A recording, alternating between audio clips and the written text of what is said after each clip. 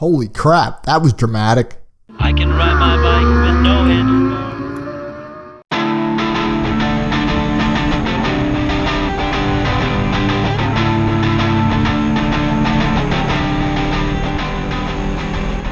Greetings, Moto guys and Moto gals, and welcome back to the 333. You might not believe this, but despite my snarky, sarcastic, opinionated motovlogging persona, I'm actually a pretty cuddly, lovable guy. But every now and then, the stars align and beams of glorious light cascade upon the earth, and a gift is bestowed to me.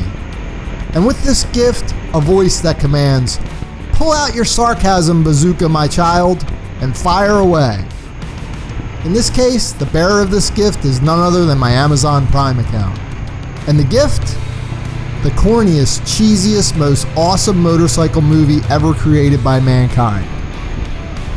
This 1980 masterpiece of overacting and bad hair makes biker boys look like Gone with the Wind. This movie is so bad that it's fabulous. And in this post, we're going to examine it like the FBI looking at the Zapruder film. If you don't want to have the ending spoiled, then go watch it first and come back and watch this post. I put its Amazon link in the comments below. Buckle up and strap in, boys and girls. I present to you Hollyweird's take on 1980s MotoGP, Silver Dream Racer.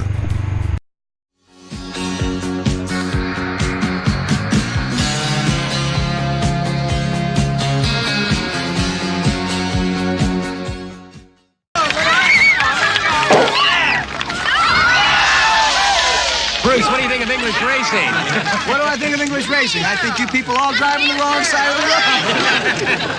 Yup, it starts off with that cornball line by Beau Bridges and veers out of control worse than Rossi riding for Ducati. I couldn't find any background on the inspiration for this film. However, it appears to have some connection to the British Moto Grand Prix held at Silverstone Race Circuit in England. In 1980, interest in British motorcycles was at an all-time low.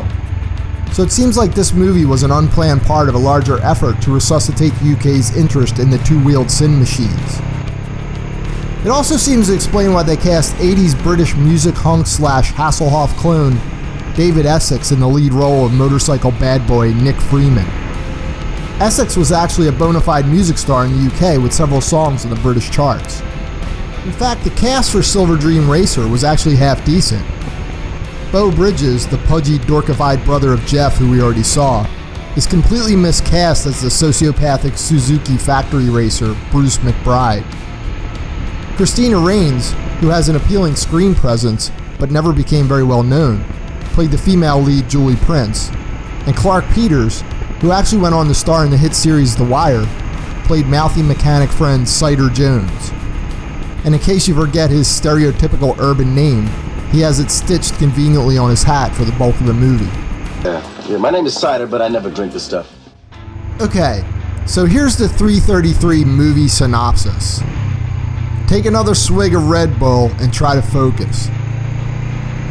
The color mismatched lame-ass motocross dude who buys the farm in the opening scene after a seemingly mundane slide down a muddy hillside turns out to have been a brilliant motorcycle engineer who was secretly developing the most advanced MotoGP bike ever seen in his home garage, which, as we all know, is a pretty common R&D facility for most modern MotoGP race teams. At the same time, his younger brother and Jay Giles Band fashion consultant Nick Freeman is a struggling motorcycle racer who's constantly toasting up his bikes, burning through cash, and at odds with his hip Superfly mechanic best friend, Cider Jones.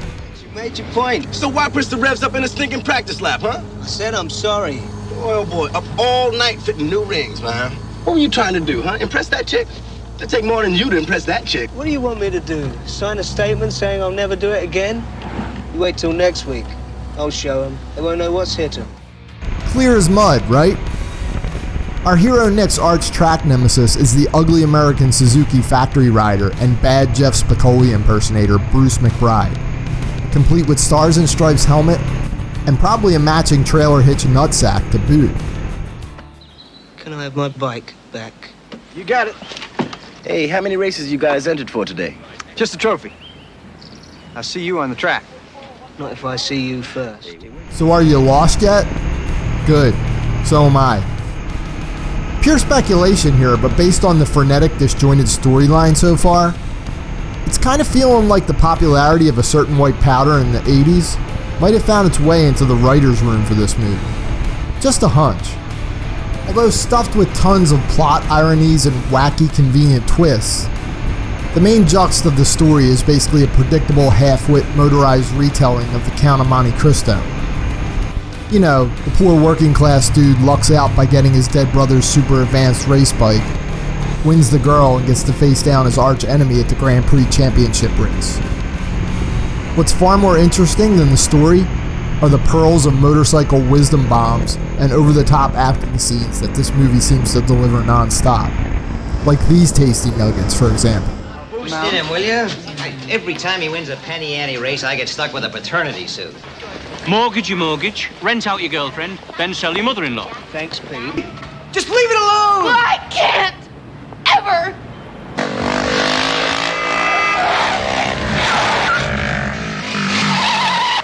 It's Nick. I'll take him. It's the oldest trick in the world. You box a guy in till he gets so mad, he kills himself. Wow, how's that for drama? How the hell were there no Oscar nominations for this movie? Anyway, the entire movie is packed with crazy, wacky, over-the-top scenes just like those. And that's what makes it so darn fun to watch. I honestly feel like this movie is the motorcycle world's version of The Room, and it's now my mission to make it a cult classic in the same way. Don't be surprised if you see me liberally using clips from it in my future vlog posts. Okay, this is your last chance to go and watch the actual movie without having the ending spoiled. Let's face it, the ending is pretty predictable, but I want to give you all one last chance to watch it without my play-by-play analysis. The writers definitely cranked up the volume to 11 for the finale of this flick. First, Nick and Julie isolate themselves Rocky IV style, so that Nick can focus and train for the big race. Like any professional MotoGP team would, Nick picks a crack den on an abandoned drag strip to dial in his riding skills. Where's Mrs. MotoTV when you need her? Wow. We got a pissy mattress forest back here. This training spot makes perfect sense. After all, we all know that the most important skill any MotoGP rider can have is the ability to ride in a straight line really fast. As you probably guessed by now, our boy Nick blows away the competition in the championship race despite using a tachometer that was clearly cannibalized from a 1902 Stanley steam engine. He blows past the finish line where the crowd cheers in delight, and his best friend gets to second base with his girlfriend. Victorious, he raises his arms triumphantly. Well, now we finally know where Marquez stole his victory moves from. But wait, something is clearly wrong here. It looks like the dreaded slow speed front wheel wobble is taking place, and whoa, into the wall our hero goes. Obviously death occurs at this point when his distorted body arches way back over the seat. The G-force of a 30-mile-per-hour crash often has that effect. Did the set guys steal a JCPenney's mannequin for this scene or what? The force of the impact is so violent it fuses his feet to the pegs. Another common occurrence in low-speed motorcycle crashes. And then the finale. Boom! Clearly, Sider filled the tank up again with solid rocket booster fuel before the race. But the best scene of the whole movie? Bruce McBride casually riding by the smoldering remnants of our hero Nick, giving a quick look and then heading back to the pit alley for more booze and more women. So there you have it, boys and girls, my review of the best, worst motorcycle movie ever made.